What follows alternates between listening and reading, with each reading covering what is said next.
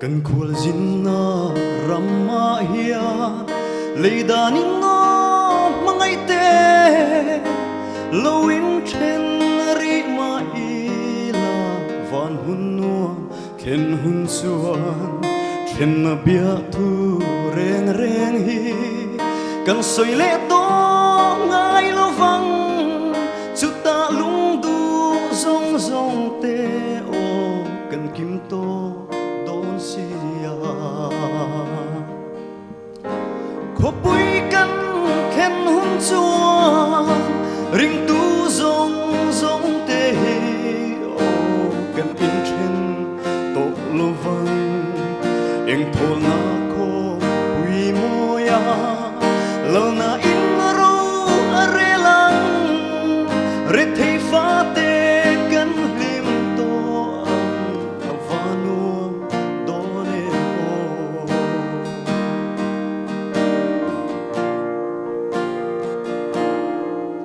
he ko vel she ma hian lim na reng kam hu so lo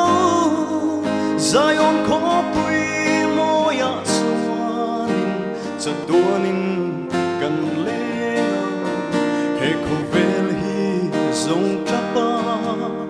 in chen na ram mai ani kan ngai lo vang le she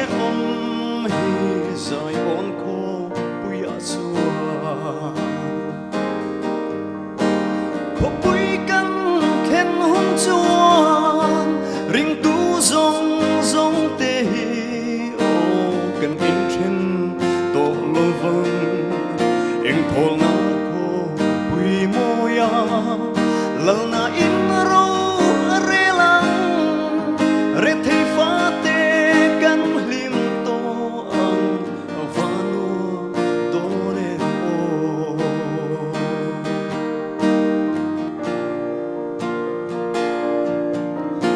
mi shuai na del chuan he thale rama hianin kan mui kan chau kan ruma o